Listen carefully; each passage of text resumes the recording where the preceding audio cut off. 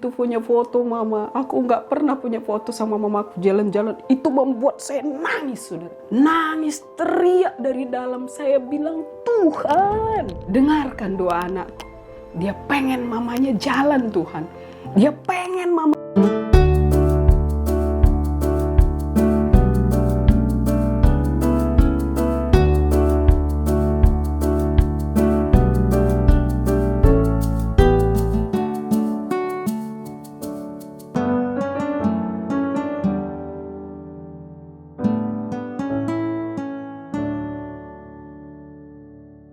Salam Bapak Ibu Saudara yang terkasih dalam nama Tuhan. Perkenalkan, nama saya Hosiana Sitepu. Saya memiliki 3 anak. Yang pertama namanya Priscilla, yang kedua Timothy Joel, yang ketiga Yehuda Joel. Yang satu sudah tamat kuliah, yang satu masih kuliah di UI, yang satu mau masuk kuliah. Nama suami saya Aristarkus Joel. Kegiatan kami saat ini, kami mengembalakan gereja di daerah Semper, dan saya sendiri menggembalakan anak-anak muda dan memberikan arahan-arahan kepada kakak-kakak sekolah minggu, dan juga beberapa hal-hal yang harus dikerjakan oleh tim Praise and Worship.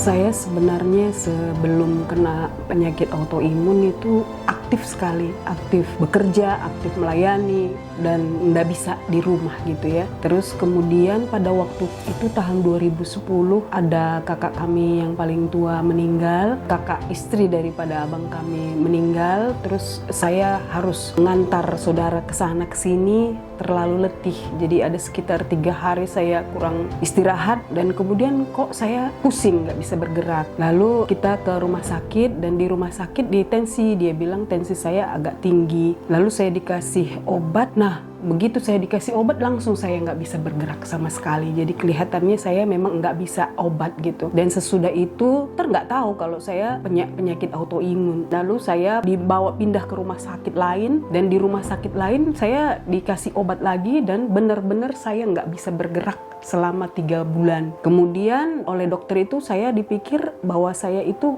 stres gitu, masa dikasih vitamin saja saya nggak bisa gitu. Lalu kemudian saya pulang beberapa hari di rumah, lah saya bisa jalan. Tapi kemudian keadaan saya lemah lagi, lalu saya dibawa ke rumah sakit lain lagi, dan di rumah sakit lain itu saya dikasih obat tidur. Dia pikir saya stres gitu, dan dikasih obat tidur dan dikasih vitamin lagi, saya benar-benar nggak bisa bergerak sampai beberapa bulan. Dan kemudian saya putuskan untuk saya pulang. Lalu ada seorang teman suruh saya coba dulu berobat ke Singapura. Lalu saya diangkat ke Singapura, itu udah kurus sekali badan saya. Lalu saya diangkat ke Singapura, diobatin di sana. Lalu dokter katakan, ini kamu nggak boleh obat. Coba kamu jangan minum obat apa-apa gitu. Begitu saya pulang, saya nggak mau lagi minum obat gitu. Lalu kami periksa ke rumah sakit, salah satu rumah sakit besar di Jakarta. Lalu diperiksalah di bagian kepala saya bahwa saya mengalami juga pembuluh darah di kepala saya hanya 20% hidup. Jadi memang saya nggak bisa duduk. Kalau duduk langsung pusing. Jadi saya dibilangin dokter, kamu sudah nggak ada harapan gitu. Ya itu, hidupmu ya begitu gitu. Jadi waktu itu saya dibilangin di situ, di rumah sakit besar itu saya ditemukan saya sebenarnya autoimun yang berjenis Guillain-Barré syndrome. Tapi kemudian beberapa tahun ini anak saya kena juga, setahun lalu anak saya kena, dan ditemukan dia MS gitu. Bukan Guillain-Barré, tapi kok saya mirip dengan dia gitu. Jadi mungkin dokter dulu nggak begitu tahu gitu. Dan waktu itu mulai ketika saya sudah keluar dari rumah sakit besar itu dan saya dibilangin nggak bisa sembuh lagi, saya pulang, saya bilang, Tuhan biar saya mati di rumah saja daripada saya selalu minum obat dan selalu membuat saya langsung pingsan dan lemas.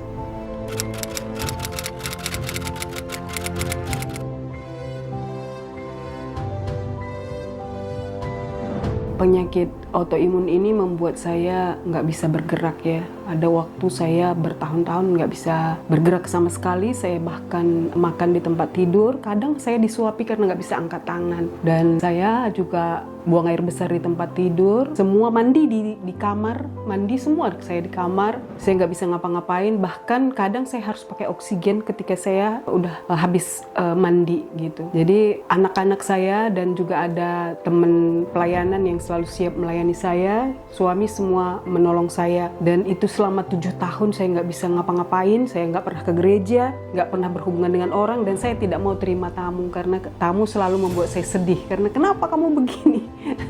Apa salahnya, apa dosanya gitu ya. Jadi itu membuat saya nggak pernah mau ketemu orang, dan saya tidur, saya lebih baik tidur aja gitu ya. Dan untuk hidup satu hari saja itu berat banget rasanya gitu ya. Dan saya pernah sekitar mungkin sekitar setahunan itu nggak bisa tidur. Paling tidur itu sejam 2 jam. Itu luar biasa. Tapi Tuhan luar biasa, di dalam kesepian itulah akhirnya saya bisa banyak bertemu Tuhan, dan di situ Tuhan banyak bicara. Dan itu yang saya tahu sekarang, bahwa saya akhirnya bisa melayani orang-orang yang berat seperti saya gitu. Jadi 7 tahun nggak mudah bagi saya, tapi di situ saya banyak dengar firman Tuhan, saya banyak dikuatkan Tuhan, dan saya banyak sekali Tuhan berkata bahwa aku ada di situ bersama dengan engkau, nggak usah takut, engkau punya pelayanan khusus gitu. Jadi waktu itu saya bilang, Tuhan kalau begitu kuatkan saya, untuk saya boleh kuat menghadapi ini semua. Dan setiap hari Tuhan kuatkan. Bahkan Tuhan ingatkan saya satu hal, bahwa teman-temanmu harus bekerja di luar sana untuk makan, tapi kamu tidur, kamu boleh nonton TV, kamu boleh ngapa-ngapain. Nah, bersyukur ya gitu. Jadi saya mulai saat itu bersyukur, saya bilang, Tuhan terima kasih, saya pasti sembuh sampai suatu saat Tuhan beritahu saya satu firman Tuhan. Dia berkata seperti ini, Hosiana, makanlah, perjalananmu masih panjang. Sebenarnya ini perkataan yang Tuhan berikan kepada Elia. Tetapi pada waktu itu, Tuhan terima kasih, setiap kali saya nggak bisa makan, saya bilang, Tuhan engkau berkata makanlah, perjalananmu masih panjang. Lalu saya makan, Tuhan perjalanan saya masih panjang, Tuhan perjalanan saya masih panjang. Dan firman Tuhan itu luar biasa, sampai saat ini ternyata perjalanan saya masih panjang. Jadi Tuhanlah yang menguatkan saya, dan anak-anak itu luar biasa. Mereka juga semuanya menguatkan saya. Mereka setiap hari mengerti apa yang mereka lakukan. Mereka, apa kabar mama hari ini? Pulang sekolah mereka lari, apa kabar mama hari ini? Itu yang menguatkan saya. Dan bahkan kadang-kadang ya, dalam keadaan saya sesak napas itu, anak-anak saya suruh pulang dari sekolah. Karena saya pikir saya akan mati pada hari itu. Saya telepon dan cepat pulang, mama mau nggak tahu lagi gitu ya. Tapi itulah Tuhan luar biasa, dan pengalaman-pengalaman ini membuat saya bisa bercerita kepada banyak orang. Ini sekitar baru 2 tahunan ini saya bisa seperti ini gitu ya. Itu pun proses, sekarang pun belum sempurna, tetapi saya yakin Tuhan seperti firman-Nya, perjalanan saya masih panjang. Dan Tuhan pasti kasih tahu itu. Dan pada tahun 2011 itu, ketika saya nggak bisa napas, ada suara dikatakan bahwa engkau akan berumur panjang, engkau akan melihat anak cucumu diberkati. Lalu saya pikir, suara siapa ini ya gitu ya. Tapi saya dengar sampai 3 kali, saya pikir saya akan melihat anak cucu saya diberkati gitu. Jadi saya pegang itu, dan ternyata firman Tuhan itu semua iya dan amin. Dia bilang bahwa aku akan berumur panjang. Kedua, dia akan bilang perjalananku masih panjang. Dan bayangkan saudara-saudara, ketika saya sedang dalam keadaan terkapar dan saya mendengar seperti itu, dan saya pikir pada waktu itu Tuhan nggak mungkin gitu. Dan yang luar biasanya, setiap tidur Tuhan kasih, tidak pernah saya mimpi saya nggak bisa jalan. Mimpi selalu Tuhan kasih saya mimpi, saya melayani, saya jalan ke sana sini gitu ya. Tetapi saya pikir, kok saya bangun loh, kok saya jalan, kok saya tadi melayani. Padahal kan nggak mungkin 7 tahun lumpuh, 7 tahun nggak bisa bergerak, itu kan kayaknya nggak mungkin bisa melayani di depan orang, bisa berkhotbah, bisa cerita gitu, itu nggak mungkin gitu. Tapi saya tahu mimpi itu pun datang daripada Tuhan. Ketika saya diingatkan Tuhan, ketika Yusuf dapat mimpi dan mimpinya itu jadi, mimpi Yusuf itu nggak diminta Yusuf, tapi Tuhan kasih mimpi kepada Yusuf. Tuhan juga kasih mimpi kepada saya, kalau suatu saat saya akan jalan lagi, saya akan berkhotbah lagi, dan ternyata benar gitu ya. Itu yang luar biasa, saya lihat bagaimana saya kuat di dalam Tuhan itu hanya satu. Ketika saya kesepian, teman-teman saya sudah tidak mungkin juga, karena mereka udah bosan ya. 7 tahun semua, saya nggak pernah menyalahkan siapapun, karena memang 7 tahun itu tidak mudah juga bagi orang nemenin kita gitu. Dan pada waktu kesepian itu, nangis itu, disitulah Tuhan selalu bicara, anakku, engkau kukasihi, jangan tertekan oleh apapun gitu. Karena pada waktu itu saya nggak berani sendiri, saudara ya, karena kadang saya sendiri itu takut mati sendiri di rumah gitu. Saya langsung telepon, ayo kamu di mana, aku sendirian gitu. Takut, karena saya pernah sendirian di rumah dengar kabar buruk, saya sesak napas nggak ada yang nolong gitu. Jadi saya nggak pernah berani sendiri. Dan pada waktu itu suami saya bilang begini, kamu hamba Tuhan, masa nggak berani sendiri, ditinggal sebentar saja gitu ya. Dan suami bilang, nggak jadi berkat kamu gitu ya. Tetapi pada waktu itu Tuhan tetap bilang, kalau kamu takut kenapa, kamu tetap anakku, anak yang kukasihi. anakku sayangi. Jadi aku selalu pegang tanganmu, bahkan di dalam kesepian kamu, di dalam kelemahan kamu, di dalam ketidakberdayaan kamu, akulah Tuhan yang selalu menyertai kamu. Kamu harus rasakan itu gitu ya. Makanya saya selalu katakan bahwa Tuhan itu hebat, dia luar biasa. Dia selalu menjadi sahabat bagi orang-orang yang kesepian. Dia bisa menjadi sahabat bagi orang-orang yang sedang sakit. Dan satu firman Tuhan yang saya pegang ketika saya dengar itu membuat saya bangkit. Oleh bilur-bilur Yesus kamu disembuhkan. Lalu saya pikir, Tuhan, kalau oleh bilur-bilurmu engkau sudah mati di kayu salib 2000 tahun yang lalu, saya rugi sekali kalau saya tidak ambil itu. Lalu saya katakan, ayo kaki kita berjalan, ayo jantung engkau sembuh, ayo kepala bangkit lagi. Dan mulai saat itu saudara, naiklah berat badan saya. Dari tinggal tulang dan kulit 39 kilo, naik berat badan saya jadi 70 kilo. Hanya gara-gara firman Tuhan yang setiap hari saya ucapkan. Dan Tuhan, saya ambil itu. Kalau Tuhan berkata oleh bilur-bilurmu aku disembuhkan, aku gak mau Yesus mati 2000 tahun yang lalu, dibiarkan kematiannya tak berguna bagiku. Dan aku harus ambil itu tiap hari. Ayo kaki jalan, ayo kaki jalan. Akhirnya saudara, ya beginilah. Sampai suatu saat juga ya, ada anak saya Yehuda itu nangis. Kira-kira 2 tahun yang lalu, dia berkata gini, Mama, kapan ya aku punya foto sama Mama di mall sama seperti teman-temanku gitu ya. Dia pengen banget punya foto dengan teman-temannya, dengan orang tuanya. Teman-temanku itu punya foto Mama, aku nggak pernah punya foto sama mamaku jalan-jalan. Itu membuat saya nangis, sudah nangis, teriak dari dalam. Saya bilang, Tuhan, dengarkan doa anakku. Dia pengen mamanya jalan, Tuhan. Dia pengen mamanya jalan, Tuhan. Mulailah saat itu bergeraklah seluruh tubuh saya. Dan saya mulai bergerak,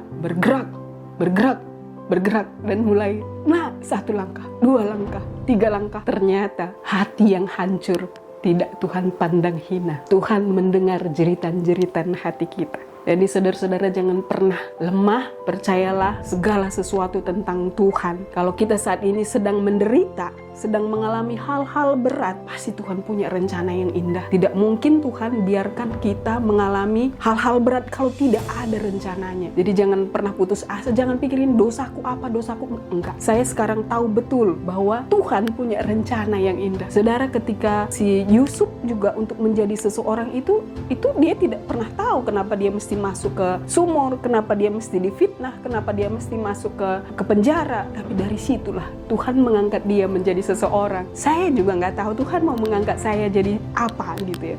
Jadi saya percaya betul bahwa Tuhan punya sesuatu untuk saya menguatkan orang-orang lain yang juga akan mengalami yang seperti saya. Dan sekarang pelayanan-pelayanan yang saya terima, baru saja sebelum saya bercerita ini ada seorang ibu yang, Bu, bagaimana ini, saya mendengar ini, pikiran saya macam-macam, saya ingin bunuh diri. Baru saja saya mendoakan dia. Dan saudara-saudara, saya banyak sekali saat ini melayani orang-orang yang autoimun juga, yang sedang merasa dirinya kesepian dan merasa dirinya tidak punya kekuatan. Saya bilang, kita pasti bisa.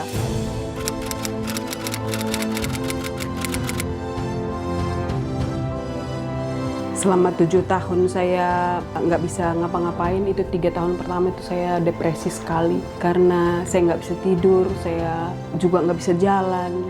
Saya nggak ada teman, kadang saya takut cerita karena setiap saat cerita mungkin orang bosan gitu ya. Jadi selama 3 tahun itu saya hanya bagaimana saya bisa hidup itu aja. Dan kemudian di tahun keempat saya mulai ada wifi di rumah dan kemudian saya dengarkan khotbah. Di situ mulai saya berpikir, kenapa saya mesti nangis terus gitu ya. Saya nangis terus, akhirnya saya dengar khotbah dari Joyce Meyer, dari T.D. Jakes, dari Rick Warren. Saya dengar khotbah-khotbah mereka juga mengalami hal-hal berat. Bahkan T.D. Jakes istrinya juga pernah lumpuh 2 tahun. Dan Joyce Meyer juga begitu mengalami berat. Rick Warren anaknya juga meninggal gitu ya. Dan saya dengar semua khotbah-khotbah itu. Saya pikir saya harus bangkit, mereka juga mengalami hal-hal berat gitu. Kalau misalnya mereka mengalami hal-hal berat dan mereka juga bisa survive, saya juga bisa gitu. Jadi saya mulai saat itu saya pikir saya harus bangkit. Tuhan tolong saya gitu. Nah, di tengah perjalanan itulah Tuhan banyak kasih firman. Bahkan di dalam firman Tuhan selalu diingatkan saya bahwa umur saya akan panjang, perjalanan saya masih panjang. Seperti saya ceritakan tadi bahwa Tuhan berkata bahwa Hosiana, makanlah, perjalananmu masih panjang. Dan setiap kali saya mengalami hal-hal berat, saya bilang, saya percaya Tuhan, firman-Mu, perjalananku masih panjang. Lalu dapat firman lagi, Nah, di situ selalu saya dikuatkan oleh Tuhan, dan saya percaya Tuhan punya sesuatu yang indah sekali di depan, dan Tuhan selalu bilang kepada saya bahwa kamu punya pelayanan khusus. Dan saya bilang, Tuhan terima kasih.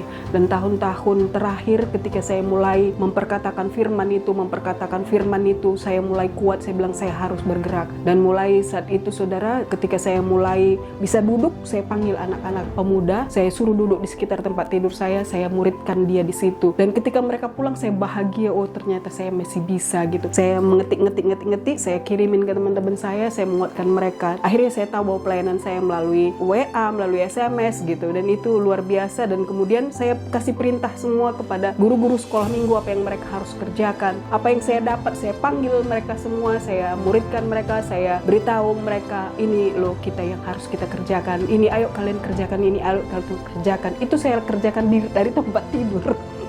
Jadi saya duduk, saya bilang sama mereka kalau nanti saya nggak kuat saya tidur ya gitu. Jadi itu saya lakukan, ternyata Tuhan buat semuanya indah pada waktunya. Dan Tuhan mengingat janjinya itu, walaupun janji Tuhan itu nggak mudah, nggak setahun, nggak 2 tahun, nggak 3 tahun, 10 tahun janji Tuhan itu Tuhan genapi. Oh, saya berjalan kembali sekarang, saya sudah bisa melayani, saya sudah bisa masak, saya sudah bisa ngepel, saya sudah bisa keluar kota, saya sudah bisa ke Medan, saya sudah bisa kemana-mana, walaupun belum bisa begitu capek. Tapi dibanding 7 tahun saya harus tidur tanpa duduk. Itu sudah luar biasa, bersyukur sekali, dan saya selalu merasa diri saya sudah sembuh.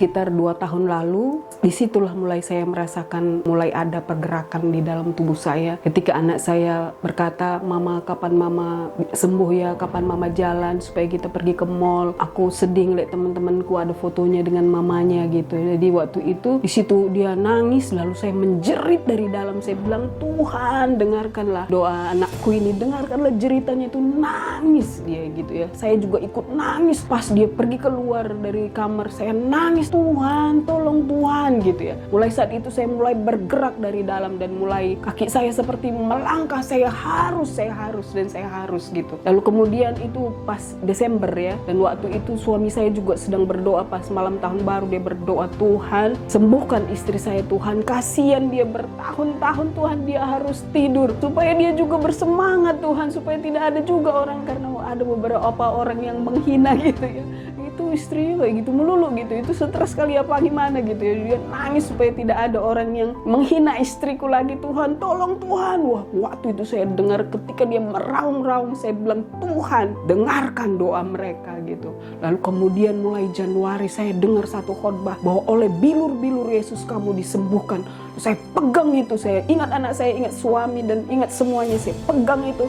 Dan oleh bilur-bilur Yesus aku sembuh, oleh bilur-bilur Yesus aku sembuh. Tuhan, kalau Engkau mati 2000 tahun yang lalu, aku gak mau kematianmu itu sia-sia, tapi bilur-bilurmu itu aku ambil Tuhan, aku harus jalan. Lalu aku bilang, kaki ayo kita berjalan kaki, ayo jantung kamu harus sembuh, ayo tulang-tulang otot semua kita bergerak, ayo kita bergerak, dan pembuluh darah di kepala ayo mengalirlah kembali. Ternyata tubuh kita itu mendengar, saudara. Dan saya melihat bahwa kemudian sesudah itu saya mulai, itu sekitar 2 tahun lalu, saya berjalan, melangkah, oh saya bisa. Itu prosesnya itu bisa berjalan itu sekitar 5 langkah itu seminggu. Itu prosesnya, tapi itu nggak apa-apa. Anak saya yang taruh kaki saya di kakinya, ayo melangkah, saya melangkah. Lalu kemudian bangun lagi, ayo kita berjalan. Kira-kira proses dari mereka berdoa, proses dari firman itu sekitar sebulan 2 bulan. Saya bisa berjalan ke depan pintu. Wow, saya bisa berjalan, saya sudah bisa berjalan, saya videoin saudara itu. Jalan saya pertama itu ke depan pintu itu saya videoin, itu sekitar setahun atau 2 tahun lalu. Lalu kemudian saya bisa berjalan ke kamar mandi. Saya berusaha mulai masak telur. Saya mulai belajar cuci piring. Saya mulai belajar nyapu. Saya bisa. Itu sekitar setahun itu proses itu ya. Dan nggak cepet juga gitu. Jadi saya bisa ngepel, saya bisa siram depan.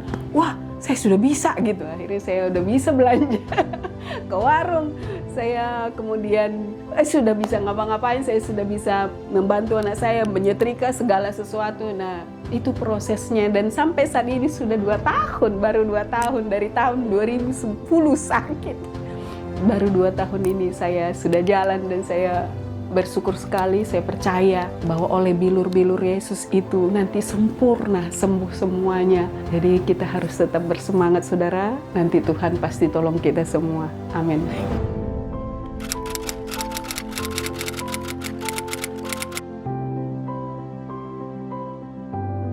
Pelajaran yang saya dapat melalui seluruh penyakit ini, saya yakin bahwa segala sesuatu itu baik. Tuhan itu paling tahu apa yang harus Dia kerjakan untuk kita. Karena begini ya saudara-saudara ya, kalau kita punya latar belakang yang mengerikan dan Tuhan mau pakai kita, Dia harus poles-poles gitu ya.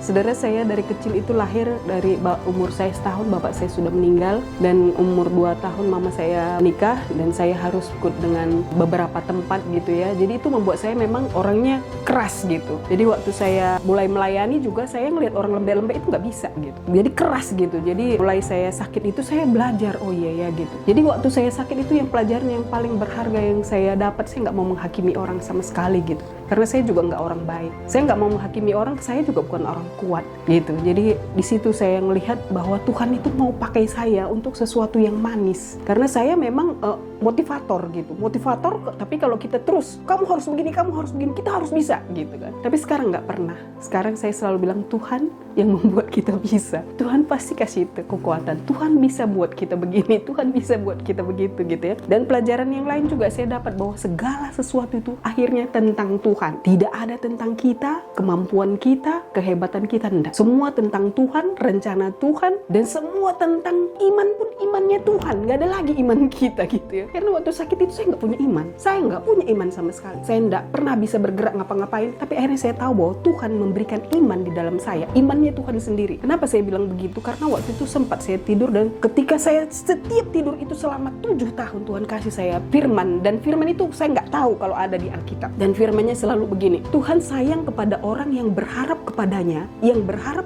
dalam kesetiaan. Saya bergerak setiap malam, setiap saya mau tidur, Tuhan baik kepada setiap orang yang berharap kepadanya dalam kesetiaan.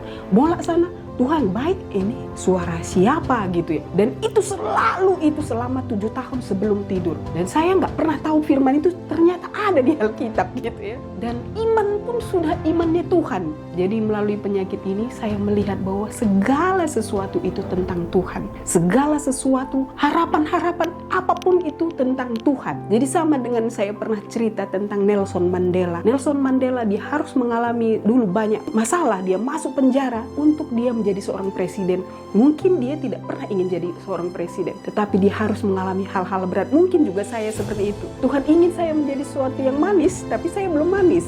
Jadi dipoles sama dia supaya saya punya karakter yang baik, bisa bijak, bisa mengerti gitu ya. Jadi kalau sekarang ada orang, Bu saya begini begitu, paling dengar. Ada orang menangis paling dengar. Kalau dulu harus begini, kamu nggak boleh begini, kamu nggak boleh gitu ya. Tapi melalui penyakit ini saya diajar Tuhan untuk bijak, saya diajar untuk mengerti semua tentang Tuhan. Jadi nggak ada kesombongan dari dalam itu. Kayaknya sudah nggak punya kemampuan untuk sombong karena semua tentang Tuhan. Kemampuan hidup pun itu dari Tuhan. Untuk bisa napas pun itu dari Tuhan gitu. Jadi saya melihat, dan satu yang juga saya nggak pernah mau lagi menghukum diri. Kalau dulu kenapa saya begini ya, kenapa saya begitu, enggak. Sekarang ada apapun Tuhan pasti punya rencana yang indah. Nggak mau lagi menghukum diri, saya selalu bangga.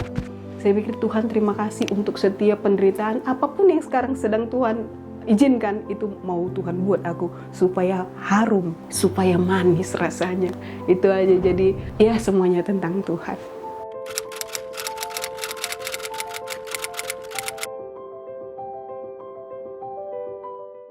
Kerinduan saya melalui penyakit ini, saya selalu mendengar di video-video tentang hamba-hamba Tuhan juga yang selalu berkata seperti ini, unlock your limitation gitu. Jadi saya nggak mau membatasi diri saya, dan saya selalu bilang, Tuhan kalau saya harus menderita sekian lama, saya nggak mau penderitaan saya tidak berguna gitu. Jadi saya ingin menguatkan orang-orang yang menderita seperti saya, dan kalau misalnya ada hamba-hamba Tuhan juga yang menguatkan orang lain melalui penderitaan dia, saya mau menguatkan orang-orang lain yang mengalami kesusahan seperti saya, kesusahan yang lama sekali sakit gitu. Saya ingin membangkitkan mereka bahwa kita masih bisa. Ayo kamu bisa. Itu yang saya juga taruh di Facebook saya, dimanapun saya selalu bilang bahwa kita bisa, kamu bisa, kalau aku bisa, kamu bisa gitu. Jadi kalau saya harus menderita untuk orang lain, untuk menguatkan orang lain, Tuhan, saya nggak mau penderitaan saya ini sia-sia gitu ya. Saya juga ingin membuat sebuah buku, saya sedang menulis untuk saya bisa menguatkan orang lain, dan saya sedang juga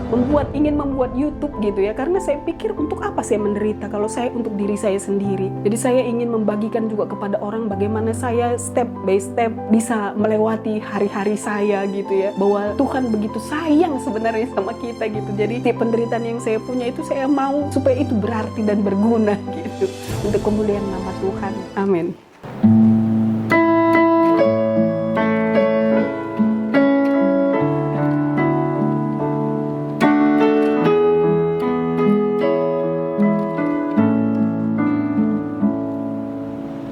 Yesus telah mati bagiku, Dialah penebus yang ampuniku. Pengorbanannya yang sempurna membawa mujizat yang besar. Yesus telah mati bagiku, Dialah penebus yang pulihkanku. Pengorbanannya yang sempurna membawa mujizat yang besar. Kuasa-Mu memulihkan, kuasa-Mu memulihkan. Percaya Kau berfirman,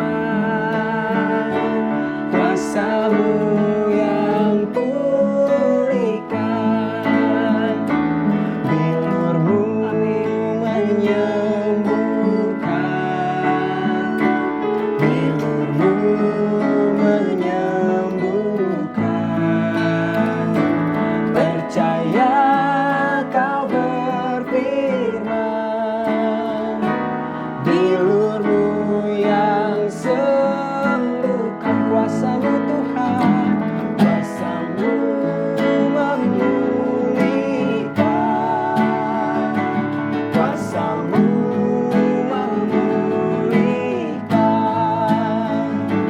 Percaya Kau berfirman,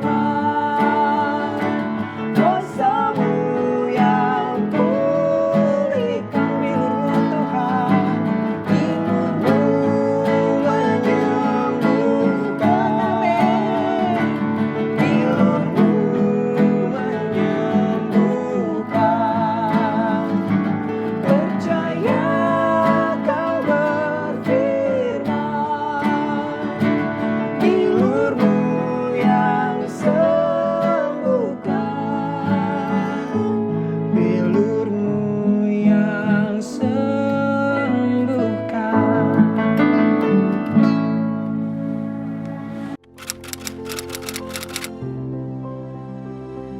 Pesan saya kepada semua teman-teman yang juga mengalami hal-hal berat seperti saya mungkin bertahun-tahun, jangan khawatir.